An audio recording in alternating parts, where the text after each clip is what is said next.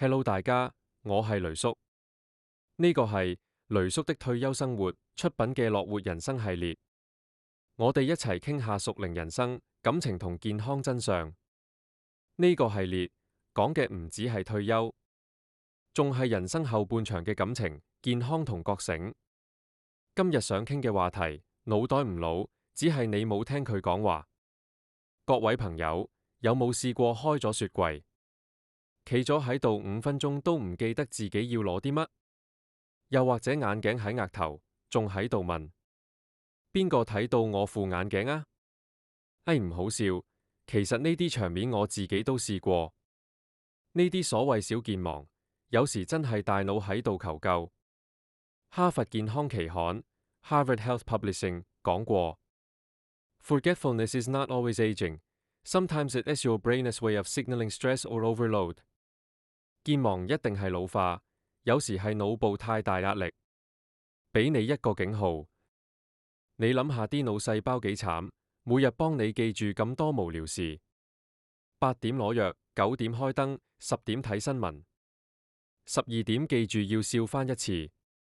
佢哋都會攰㗎，所以你唔係老咗，只係個腦唔想再聽你嘈。有啲人話我冇記性啊，冇辦法啦。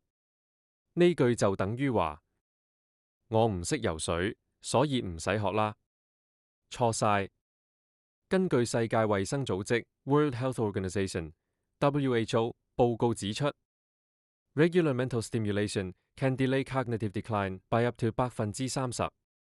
定期刺激大腦活動，可以延緩記憶力衰退30%。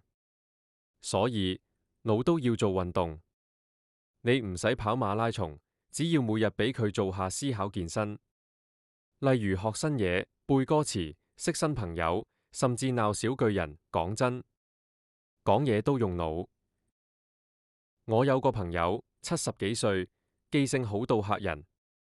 佢話秘訣就係不停學習。最近仲學打鼓，我問佢：你打鼓為乜？佢笑住話：等腦震盪下，醒目啲。呢啲幽默感真係腦部保鮮劑。哈佛醫學院 （Harvard Medical School）研究都提過 ，Humor and laughter can increase blood flow to the brain and improve cognitive function。幽默同笑聲可以增加腦部血流，改善認知功能。即係話笑多啲，你個腦會感謝你。唔怪得周星馳永遠咁醒目，佢日日製造笑料啊。仲有一樣嘢，好多人忽略，睡眠。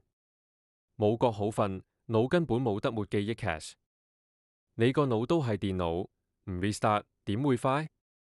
National Sleep Foundation 美國國家睡眠基金會研究話 ，During deep sleep, the brain reorganizes and clears out unnecessary information。深層睡眠期間，大腦會重整記憶，清除無用資料。所以你以為瞓覺浪費時間？唔係，係幫你升級緩存。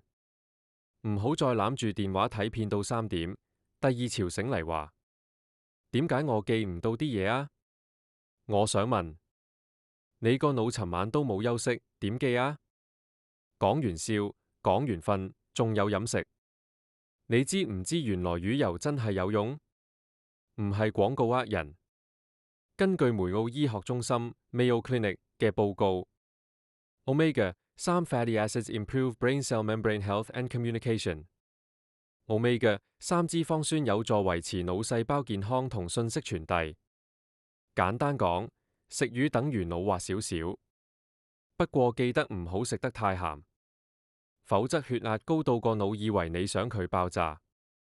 最後，我想講句真心話，記性唔好唔代表你冇用，唔代表你老。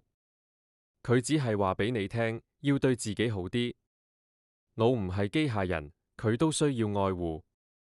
有時你記唔到人哋話咩，唔係你失智，係你選擇遺忘。呢啲叫人生智慧，唔係腦退化。